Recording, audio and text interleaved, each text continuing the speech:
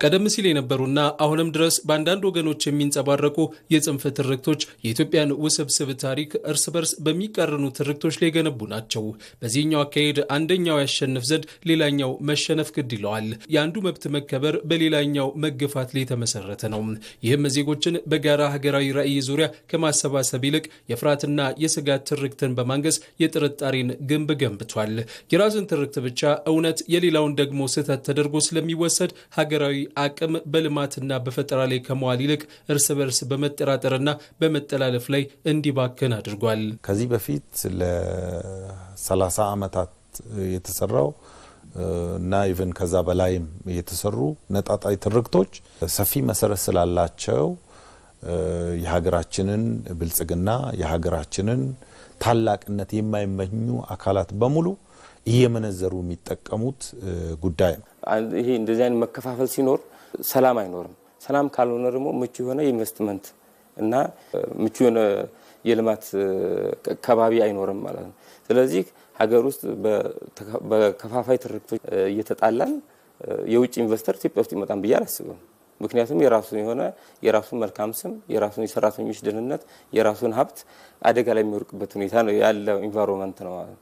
የመደመር እሳቤ ይህንን አውዳሚ አዙሪት ለመስበር ሁሉም የሚያሸንፍበትን ፍልስፍና ይዞ የመጣ ገዢ ትርክት ነው። ይህ የለውጥ መንገድ ዜጎችን ከነጣጣይ የታሪክ ወጥመድ አውጥቶ የጋራ ታሪክ ያላቸውና የጋራ ጠፈንታን የሚጋሩ የነገዋ ኢትዮጵያ የጋራ ባለቤቶች አድርጎ የመቅረጽ ነው። ካለፉት የታሪክ ምዕራፎች ውስጥ ያሉትን እንደ የአድዋ ድል የአብሮነትና የመቻቻል ባህሎችን በማጉላት ስህተቶችን ደግሞ በጋራ አርሞ ለመሻገርም እየተሰራ ነው። ባለፉት የፖለቲካ ልምዶች የባህል የቋንቋ፣ የሃይማኖት ወይም የአስተሳሰብ ልዩነቶች እንደ ስጋትና ሀገርን የመበታተን አደጋ ተደርገው ይወሰዱ ነበር።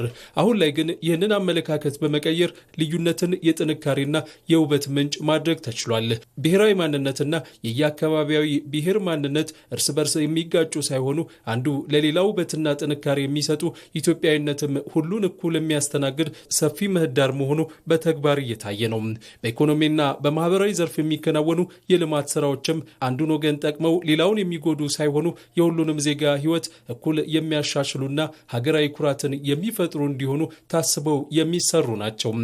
በዚህ የመደመር ትርክት ሁሉም ኢትዮጵያዊ፣ ሁሉም ብሔር ብሔረሰብ እንደ ግለሰብ፣ እንደ ብሔር፣ እንደ ዜጋ የሚኖረው ሚና ግልጽ ሆኖ ወጥቶ ሁሉም በማንነቱ ተከብሮ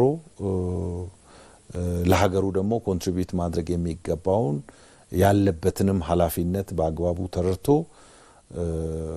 እንዲሄድ ስራዎች እየተሰሩ ነው ያሉት። በጣም ብዙ ብሔር ብሔረሰብ ያለበት ሀገር ነው፣ ህብረ ብሔራዊ ሀገር ነው ይሄ ሀገር። በዚህ ውስጥ ልዩነት አይኖርም ማለት አይቻልም። ልዩነት ይኖራል፣ ተፈጥሯዊ ነው። እነዚህ ልዩነቶች አንድነታችንን የሚጎዱና የሚበትኑን መሆን የለባቸው። ኢትዮጵያ የጀመረችው አዲሱ መንገድ በተበታተኑ ጥረቶችና በመጠላለፍ የሚጠፋውን ሀገራዊ አቅም በማቀናጀት ለትውልድ የሚተርፍ ጠንካራ መሰረት የመጣል ተግባር ነው። በተግባር የሚታዩት ሀገራዊ የልማት ፕሮጀክቶች፣ የተቋማት ማሻሻያዎችና የጋራ ውይይቶችም የዚሁ ታላቅ ሀገራዊ ራዕይ አካልና ማሳያ ናቸው።